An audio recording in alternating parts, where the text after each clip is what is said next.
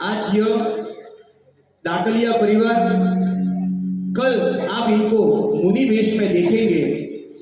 इनका जीवन बदल जाएगा, रिश्ते नाते बदल जाएंगे। हरे भरे संसार को ये छोड़ रहे हैं, अपने सगे संबंधी से नाता तोड़ रहे हैं। अरे अपने सगे भाई बहनों की जुगलबंदी को भी छोड़ रहे हैं। भगवान के परिवार के संबंध से संबंध ये जोड़ रहे हैं। कष्टों से यारी करके मौज विलास के साधन छोड़ रहे हैं। धन्य है हमारे भूपेंद्र भाई के सत्व को, क्योंकि जिस राह पर चलने के लिए बड़े बड़े शूरवीर भी कांपते हो, उस परिवार उस मार्ग पर ये सड़सड़ाहट दौड़ते हैं, सड़सड़ाहट दौड़ते हैं। आज इस परिवार की बहुत सी बातें भी करनी है, बहुत कुछ आज अद्भुत देखने को मिलेगा, एक अलग सीन देखने को मिलेगा। इससे पहले मेरी इच्छा है कि एक बार अपन मुमुक्षु भूपेंद्र भाई को सुनते हैं। जब तक इनके हाथ में माइक आए तब तक संगीत नहीं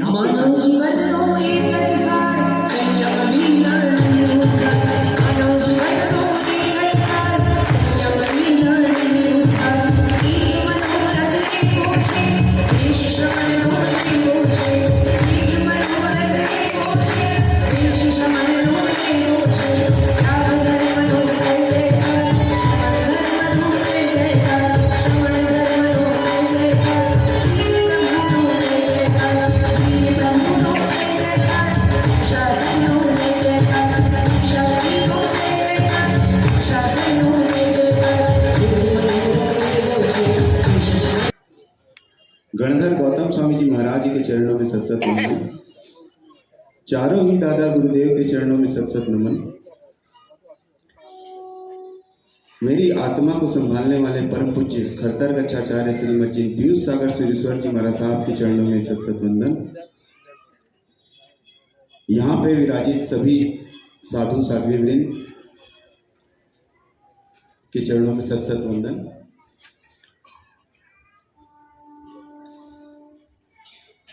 यहाँ मंच में विराजित ऐसी भव्य आत्मा, हम मुमुक्षुओं के अलावा भी जो मुमुक्षु से भी कम नहीं है, उन ऐसी आत्माओं को भी सत वंदन। आप सभी को सादर जय जिनेन्द्र प्रणाम।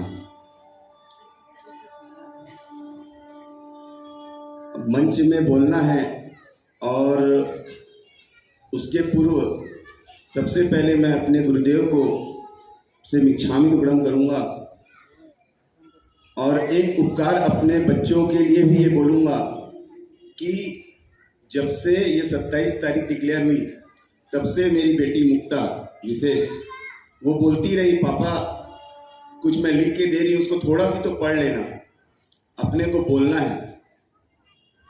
लेकिन समय ऐसा उलझता गया, फंसता गया, मतलब कि मैं उसकी बात को सुन भी नहीं पाया। वो लिख के मेरे लिए रखी रही कि पापा मैं कुछ लिख के दूंगी, थोड़ा तो उसको पढ़ लेना, उसके पढ़ने के हिसाब से तू आप उनको उस चीज को थोड़ा सी अपने वक्तव्य में रखना। इसलिए मैं अपनी बेटी का बहुत आभारी हूँ। उसके बाद मैं पूज्य गुरुदेव जिन्होंने अभी मुझे शाम को कहा कि क्या बोलना है, कैसे बोलना है, थोड़ा सी समझ लेना पॉइंट टू पॉइंट। ये बोलने के पीछे का मेरा आशय ये है, तो पहले गुरुदेव से मिच्छामी दुक्कडम, उन्होंने मुझे जो कहा वो काम मैं नहीं कर पाया और नहीं करने में भी हो सकता है कुछ अच्छा ही होगा, जिससे आप अगर इस जीवन को थोड़ा सी समझ सकें। हम छयों के बारे में तो लगभग यहाँ पे दोहराने की जरूरत नहीं है, पूरी कहानी आप लोगों को सब जानकारी ही है, मालूम है। लेकिन ये डिक्लेयर होने के बाद से आज अभी शाम तक या आने से पूर्व 7:30 बजे तक 7 बजे तक सिर्फ मैं चल रहा हूँ, क्या कर रहा हूँ, क्या हो रहा है, फ्रस्ट्रेशन भी समझ लीजिए, इस संसार का जो एक व्यवस्था है उसको लेके, क्योंकि मैं घर का बड़ा हूँ, मुखिया हूँ, और एक तरफ बस अंदर में चल रहा है कि यार बस अब ये खत्म हो, छोड़ो, जल्दी छोड़ना है, निकलना है, कब 27 आए सुबह हो और ये उसी समय खत्म होगा। मतलब मेरे अंदर में यही चल रहा था, यार बस अब 27 तारीख आया, सुबह जितनी जल्दी हो। अभी मुझे पूज्य गुरुदेव जी ने कहा कि देखिए देखना 4 बजे सुबह बिल्कुल मंदिर ही पहुंचे, मतलब बिल्कुल 4 नहीं, मैं 3:30 बजे पहुंच जाऊंगा। मतलब ये संसार का जो ये रचा पचा जो व्यवस्था है, जैसे कि कहते हैं ना कि 84 का चक्कर कब खत्म होगा, सिर्फ अपन यहाँ सुन लेते हैं, बातें कर लेते हैं, या 84 का चक्कर खत्म हो। एक्चुअली ना अपन सिर्फ बोली बताई बातें ही कर लेते हैं। अंतरंग से अगर हृदय में रहे ना कि 84 का चक्कर एक्चुअली है क्या, और ये हम भटक क्यों रहे। यहाँ पे भी अभी आप लोग जो आए हैं, आप लोगों की अनुमोदना है, लेकिन अभी यहाँ पे भी ये चलेगा कि किसने बहुत अच्छा वक्तव्य दिया, किसने अपनी स्पीच अच्छी बोली, सुबह का कार्यक्रम कैसा था, शाम का कार्यक्रम ऐसा था। अपन लोग ना सिर्फ इसी में रच बच गए। अभी मेरे को भाई ने बोला, यार मेरे को कुछ याद करके क्या बोलना था। अरे मैं बोला कुछ नहीं, तू सामने विराजित अपने जो गुरुदेव है ना, सिर्फ उनको याद कर लेना, उनका नाम स्मरण कर लेना, और उसके बाद तुम माइक लेके खड़े हो जाना। अभी 2 मिनट पहले मैं बोला आपको, और आप इनका वक्तव्य अंतर हृदय से सुन लीजिए, 1 नंबर वक्तव्य। तो यहाँ पे नंबरिंग तो खैर नहीं करनी है, मैं भी जो बोल रहा हूँ गलत है। मूल में मैं ये कहना चाहूंगा कि ये जो 84 वाली जो बात है ना, ये मुझे प्रैक्टिकल 2 महीने में, ये 2 महीने के अंतर में एकदम समझ में आई। ये मेरा अपना अनुभव रहा कि जब मैं एक इस बात को मैं नरेश काका जी को भी बता चुका, काका जी, कि भाई एक जब मैंने अपनी फाइल को क्लोज करना चालू किया, उसको क्लोज करते करते अभी शाम के 7 बज गई, तब तक मेरी फाइल क्लोज नहीं हुई। मतलब फाइल इन द सेंस, अपन संसार में जगत में इतनी सारी फाइलें खोल के आ जाते हैं, चाहे वो संपत्ति के रूप में हो, रुपया पैसा हो, व्यवहार हो, यानी सारी जो चीजें हैं जो संसार की मूलभूत जो मतलब सुविधा साधन जो हमें देती है। मतलब ऐसा लगता था जब मैं फाइल को फाड़ता था ना, फाइल में रहे हुए कागजों को, वो खत्म ही नहीं होते थे।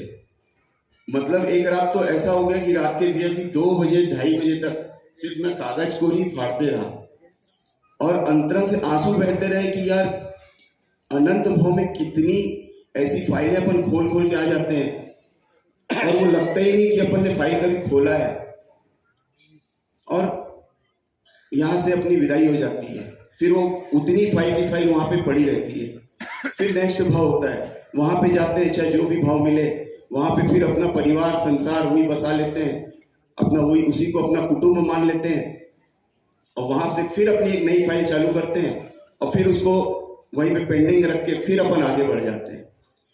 ऐसे करते क्योंकि उसमें तो आपका ब्याज दर ब्याज लगी रहा है उन फाइलों के ऊपर में। जो पहली फाइल थी, उसके बाद जो दूसरी हुई, फिर तीसरी हुई, चौथी हुई, तो ये फाइलें अपन ने कभी बंद करते अंतरंग से कभी अपने हृदय में ही नहीं आया कि वाकई में यार क्या इतनी फाइलें खोल के रखे, ये पीपीएफ अकाउंट, ये अकाउंट, वो अकाउंट, सारी झमेले चक्कर कभी अंतरंग में नहीं लगा। मुझे तो ये गुरुदेव की कृपा और आशीर्वाद से ये लगा, और मैंने उसकी मिच्छामि दुक्कड़म खमक कामना करते हुए उन पूरे फाइलों को मैंने डिलीट करने का अभ्यास किया गुरु आशीर्वाद से, कि अनंत भाव में मैंने जितनी भी ये सब खोल के चालू करके आई होंगी, सब से मिच्छामि दुक्कड़म खमक कामना, और होश रही। ये मेरी अपनी एक भावना चलती रही। और यहाँ तो ये आप लोग राजनांदगांव वाले हैं, तो मेरा अपना परिवार है, छोटे से बड़ा यही हुआ हूँ। तो यहाँ पे मैं हक से भी बोल सकता हूँ और विनती और निवेदन भी कर सकता हूँ, क्योंकि नांदगांव वासियों का मेरे पे उपकार रहा है, चिंतामणि दादा का उपकार रहा है, दादा गुरुदेव का उपकार है, आप सभी जनों का, माता पिता भाई दोस्त सबका, आप लोगों का मेरी आत्मा पे उपकार रहा है। ऋणी हूं मैं आप लोगों का।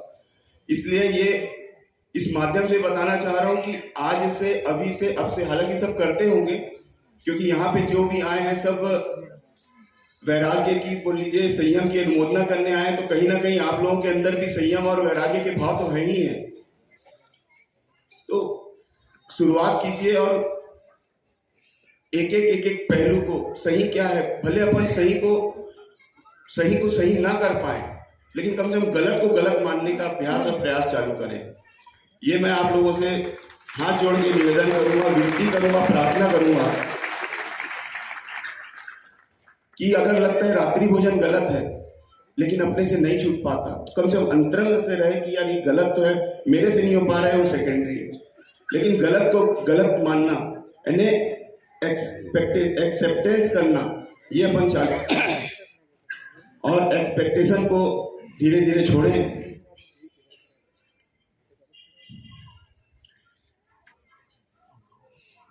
बाकी मेरे इस सारे, जैसे बोलते हैं कि भाई संस्कार तो मेरे परिवार में, मेरी दादी के परिवार से बोल लीजिए, मेरी दादी में ये संस्कार शुरू से ही रहा। स्वर्गीय श्रीमती रत्नीबाई जी डाकलिया, मेरी दादी माँ, बिना मंदिर जी दर्शन करे, मतलब वो नियम ही था उनका कि बिना प्रभु दर्शन किए वो मुंह में पानी भी नहीं डालती थी। दोनों टाइम प्रतिक्रमण, मैं बचपन से उनको देखता आ रहा था और उनके साथ उनके मायके जो आज भीकम मामा जी का परिवार है, छाजड़ परिवार, वहाँ मेरा भी आना जाना होता था। तो उस परिवार में भी एक धर्म को देख के अंतरंग से कहीं इच्छा तो होती रहती थी, समझ में भी आता था, लेकिन धर्म क्या होता है ये समझ में नहीं आता था। लेकिन ठीक है, दादी के साथ मेरे को लेके जाती थी, वहाँ चले जाना दादी के साथ में, और ये तो संस्कार तो खैर परिवार का रहा ही रहा। और अभी ये सारा कुछ जो भी समेटने करने में रायपुर सुमित ग्रुप, राजनांदगांव विनोद भैया और पारस भैया छाजड़, इन लोगों का मेरे लिए बहुत बड़ा उपकार रहा। कल रात के लगभग 12:30 और 1 बजे तक पारस भैया बैठ के ऑफिस में मेरे साथ काम करते रहे। ऐसा एक बार कल नहीं, 2-3 बार ऐसे रात के मेरे लिए बैठ के उन्होंने सारा मेरा फाइल को निपटवाया। तो इसलिए मैं उनका भी आभारी हूँ, ऋणी हूँ।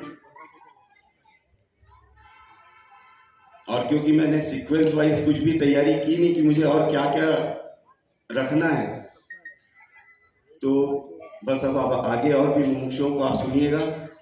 और मुझे दीक्षा की अनुमति देने वाली मेरी मम्मी और मेरे नरेश काका जी, इन दोनों ने नमयून तीर्थ में जो मेरे पे उपकार किया, वो जिंदगी भर के लिए मैं आप लोगों का ऋणी रहूंगा।